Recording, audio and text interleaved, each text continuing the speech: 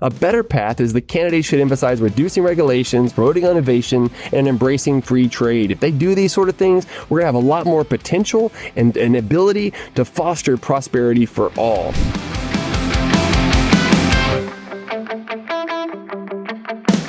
Hello, welcome to this week's economy. I'm your host, Dr. Vance Ginn. Thank you for joining me again today.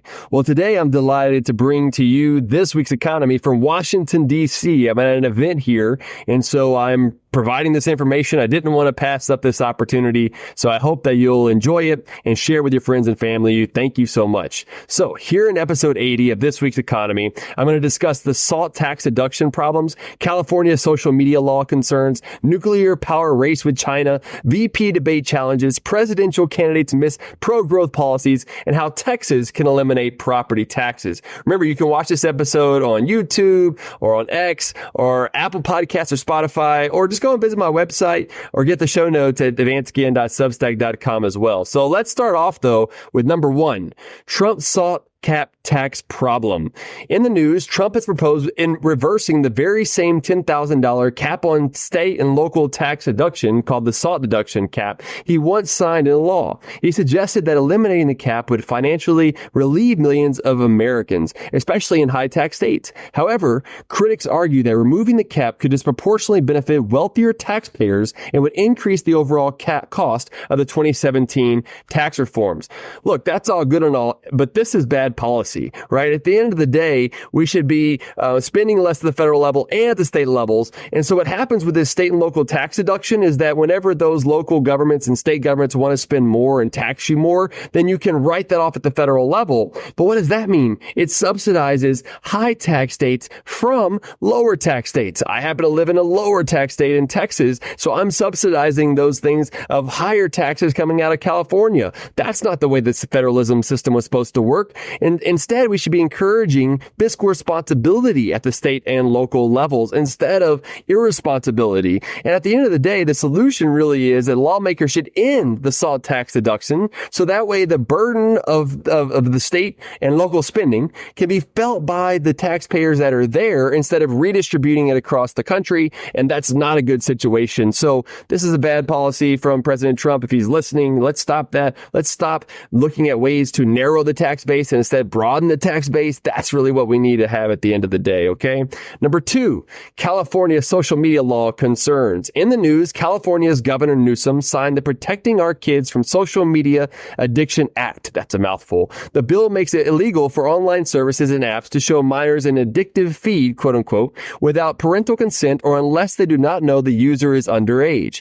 Well, my take is that we are getting into a situation where we're putting more power in the hands of politicians and bureaucrats instead of parents and guardians. That's really where it should be. So what I'm concerned about is the unintended consequences. While intended to protect minors, right, from becoming addicted to social media, these types of regulations undermine the role of parents. Rather than empowering parents to guide their kids' online usage, such mandates shifts that responsibility of government and tech companies, reducing parental autonomy over family dynamics. There are also privacy and data concerns. If you have verification for users' ages, that means all of us has to submit documentation of some sort, usually your ID, to these institutions, these tech companies. And so that's also a freedom, freedom issue as well, where I don't think that's a good idea. It should be ultimately up to parents. And look, at the end of the day, this is also going to have an economic impact and on innovation. It removes those smaller companies who want to rise up to compete with the other big tech companies out there, but they can't when this sort of thing happens. You should check out my latest article over at Discourse, the Mercatus Center, on why banning TikTok threatens liberty and innovation. And really, this is a big problem where I see a lot more conservatives, especially in red states, are starting to say, you know what if we ban this? What if we ban that? Then what will they not ban at the end of the day? We need freedom and liberty to do what's best for our kids, for ourselves, and everything else. And I don't see that there's as much problem to begin with all this social media stuff. There's a couple of research findings that show this, but not a lot overall. all. And at the end of the day, we need to find better ways to parent and be there with our family and get off of them, right? You could turn this stuff off. We have a lot of consumer sovereignty and we just need to use it. So let's make sure to do that, okay? Number 3, nuclear power race with China. In the news, U.S. companies and industry experts are worried America is behind in the race to master nuclear energy. China is outspending and perhaps outpacing the United States in developing this clean energy as new fusion companies pop up nationwide. Look, my take on this is that nuclear energy should be a key part of our energy future. Right now, there's not been a lot of investment because there's a lot of regulation that strangles the nuclear power energy market. And instead, we need to be flourishing in this area. It's clean energy. It allows for more prosperity at the end of the day. And there's been a few issues that have come up like 3 Mile Island, but those have been few and far between. And in fact, what I've noticed and seen and read in the data is that there's less chances of you getting injured or something happen to you from nuclear power than there are from other types of energy sources. So it's gotten to our head and the psyche that it's a bad thing, but really it's something that I think is a big part of our future, especially compared with unreliable sources of energy like wind and solar. And Texas has been moving in this direction. There's even some talk about having molten salt reactors and modular salt reactors and nuclear power across the state. I think that's a good idea because at the end of the day, we need to encourage nuclear power by getting government out of the way and allowing for markets to work. Remember, prices in the market system are what should best allocate resources, not government. Okay. Number 4, vice presidential debate challenges. In the news, the vice presidential debate are set to debate on October 1st, with preparations already underway. Fox News reports that J.D. Vance used the media to sharpen his debate skills. My take is that we need to find a way for these folks to talk about economic freedom. The state of the U.S. economy will improve if we have more economic freedom, not more of the new right, not more of the progressive right or left that's out there and the national conservatives and everything else. J.D. Vance should be talking about pro-growth policies of less government spending, lower regulation, lower taxes, and less money supply by the Federal Reserve, which you can do by stopping increasing the federal deficit so much each and every year, right? That'd be a great way to pull out some of that power that the Federal Reserve has. And Tim Walz, on the other hand, looking at it from his side on the Democrats, I mean, look, he's going to come out with a lot of big government industrial policy. That's something that oftentimes J.D. Vance will be falling into, that trap of agreeing with industrial policy. That's not the direction we go. So I hope that we can get rid of the populism in both campaigns. That's unlikely, okay? But effective governance requires a commitment to foundational economic strategies, of basic economic principles. A better path is the candidates should emphasize reducing regulations, promoting innovation, and embracing free trade. If they do these sort of things, we're going to have a lot more potential and ability to foster prosperity for all. All right, you heard it here. Number 5, presidential candidates miss pro-growth policies. In the news, more than 400 economists and former high-ranking policymakers endorsed Kamala Harris and her vision for the economy.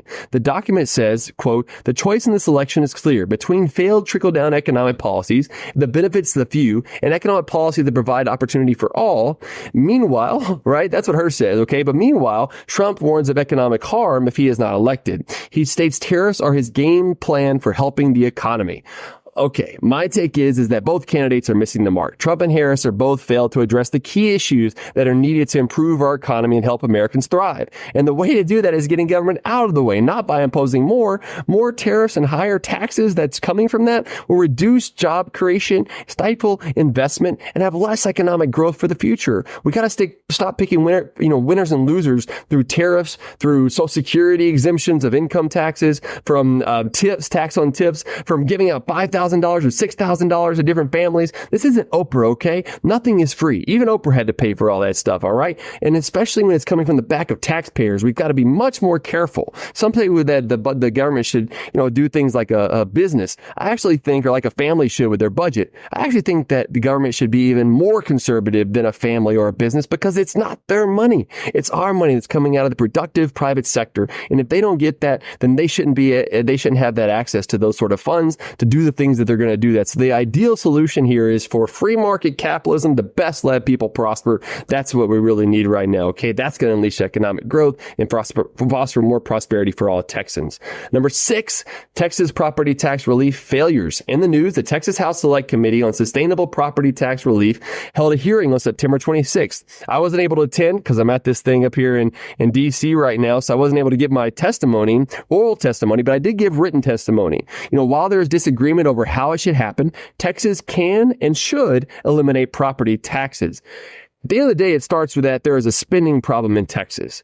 Over the last decade, the Texas legislature has been able to make some progress in providing property tax relief here and there, but the burden of property taxes is not going down. There's a chance that the property taxes did go down a small amount from 22 to 23 by about 0.4%, but not by a lot. But that's even excluding some of the school districts that haven't got all their information in, so they have estimates that they're using right now. So I don't know that that's the full amount yet. So it may actually be that we had a flat from 22 to 23 property tax revenue overall, or it was even an increase, which is probably might actually what happened. But using the latest data that the comptroller has reported, and I've been in touch with them recently, it looks like there is a reduction of about $300 million. But look, I think that's not going to be the final say in this. Even they have mentioned that. And so there's more that's coming. But what happened last session is that the Texas legislature spent way too much. They had $32.7 billion in surplus. They only used $12.7 billion for new relief. And too much of it went to homestead exemption increases from $40,000 to $100,000. That only helps about 60%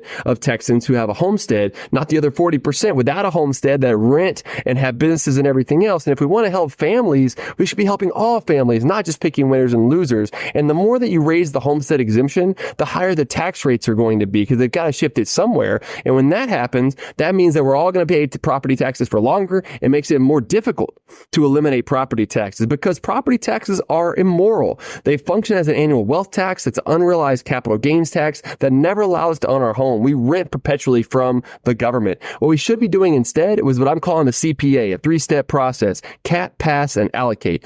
Cap property taxes across the board to the no new revenue rate, and make it to where if they want to go up $1 when you have local property taxes, they've got to go out to the people in order to get a vote. You should also have a situation where you freeze school maintenance and operation property taxes.